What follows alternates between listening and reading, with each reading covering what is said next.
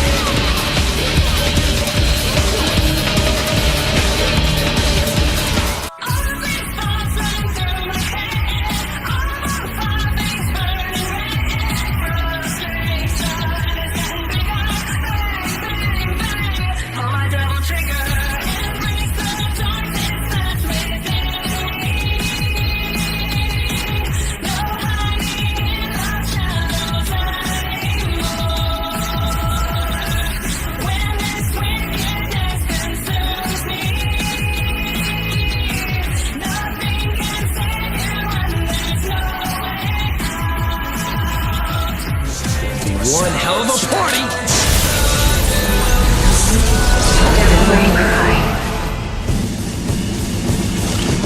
My name is Dante. No, you're not invited.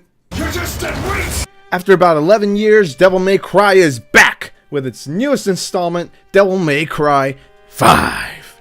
And believe me, by the end of the ride, it'll have you saying, Jackpot. Dante and Nero are back and crazier than ever alongside the latest Panic at the Disco member, V. Together they must stop the king of the underworld, Urizen, from gaining ultimate power and placing the world in his hands. DMC5 decides to do an unconventional beginning by starting off right in the thick of it. Shit has been going down and you, the player, are thrown in, upset that the buffed up chosen undead is kicking the living snot out of Dante and Nero. Something that is definitely not normal. Each character has their own motivations for defeating Urizen, and from beginning to end, you feel the tension of the situation. Bastard called me deadweight! I didn't come all this way for nothing! DMC5 handles it well by providing small bits of exposition and humor through the characters' dialogue, all the while beating the living hell out of demons. Of course, this wouldn't be a DMC game without a bunch of smack talk, and Teriyaki, Hidaki, and Tsuno really pulled through this time by adding excellent lines of dialogue that will make you burst of laughter. King? You? I don't know. I mean, you're a big guy and all, but you seem more like a knuckle-scrapping fart in the wind than anything else. No offense. Ooh-wee! I'm gonna make something amazing out of this.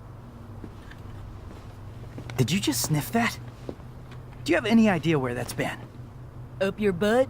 Tons of throwbacks and fan service are mixed in with the story, providing that nostalgic taste of all the previous games. Yes, even DMC2. It's in the history of DMC in the damn menu, okay? Even if it's just a small, shameful couple of seconds, it still exists, okay? Hell, even Capcom decided to take Dante from DMC and implement it into V's design, okay? Yeah, I said it. But this game will definitely make you forgive Tsuno for the mistakes of the past. The original voice actors are back and better than ever, with a few new voices and with extra emphasis on motion capture this time around. It looks astonishing, I tell ya. Just look at the chompers on this half-demon. The years have gone by and it definitely shows. The smoking sexy RE engine is back and in full use. The animations look very fluid, the characters have a very photorealistic look, and the environments are quite a beaut to see. This time around, DMC has dropped the gothic look from the past games and went for a more modern, urban look. However, they don't forget the gross meat-covered areas from time to time. You could definitely create amazing wallpapers out of this game, and the devs knew this, which is why they implemented a photo mode into the game. But what's a beautiful game without some kick-ass music?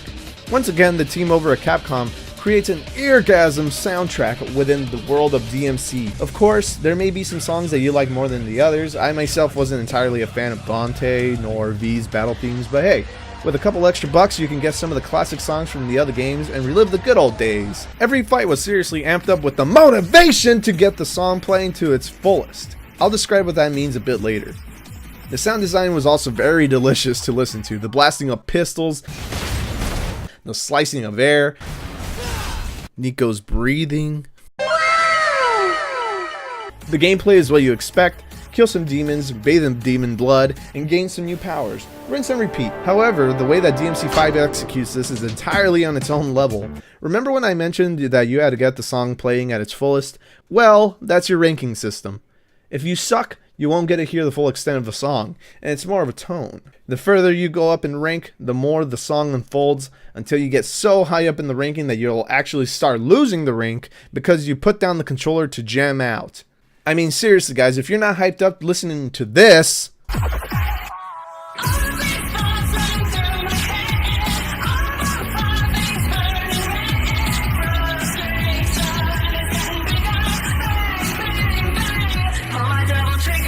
then I consider you donate your ears to the Salvation Army, because some poor kid in Africa could use those ears better than you can. Every enemy has their own personality attached to the way they move, from the more skittish units to the more annoying fucking units in the damn game!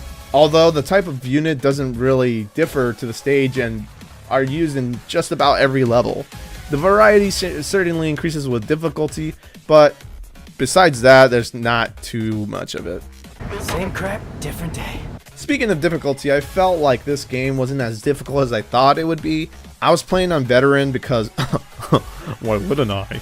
He likes to kill demon things. But I didn't die until the last 3 levels or so, where the difficulty just decided to have a massive boner and rise so damn high that I ended up fighting a single boss for about 2 hours. Y'all know who I'm talking about. However, take that with a grain of salt, because as I mentioned before, the higher you go in difficulty, the more enemy types appear and make it a much more frustrating fun time. Pray for me when I head into hell and hell mode. The combat is a masterpiece. Dante's level of gameplay is complete, and I honestly do not know what they can do to make it better, honestly. It's the best it's ever felt. You can combo from literally anything. Go ahead, look up some combo videos, they're fucking awesome. Each character, for those who haven't played a DMC game before, have their own stylish way of battle. Nero has his robo arm, which you can switch out between missions, and they have their own effect, which changes his combos if you do it right. However, my only complaint with that is that you can't switch between the arms mid-fight. I mean, technically you can by blowing up your arm, but why should I do that? Let me switch out the arms mid-combo, please. This one looks weird. How do you switch them?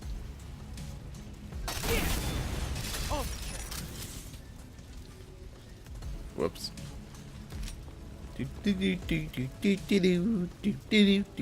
Most likely it was implemented as a way to force you to take care of your arm and try out the other weapons in his arsenal. It's healing me up.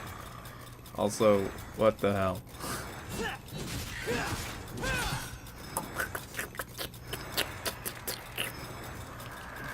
Kitty would definitely love this arm.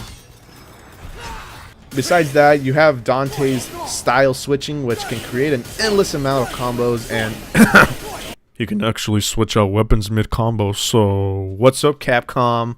Lastly, we have V, who brings a fresh summoner build to the table. As you control V, you must rely on your summons to deal the dams, while you read a book in the back and finish off the enemies when they're weak. Pretty damn hard to get used to at first, but once you have it, it's pretty damn satisfying to watch your animals pick apart your enemies.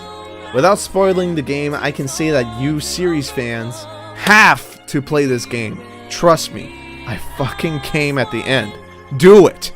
Play this game! Devil May Cry 5 is a fantastic game to an already legendary series. The music's amazing, the combat is to die for, and the story leaves you wondering where they'll head next. Even with those small nitpicks that I had, this is a near perfect game. Definitely, if you haven't picked it up already, go get a copy. You won't be disappointed. I give Devil May Cry 5 10 big whopping triple S ranks out of 10. Now, where can I find myself one of those sweet surrender arms? I can pulse myself a cake. Yum.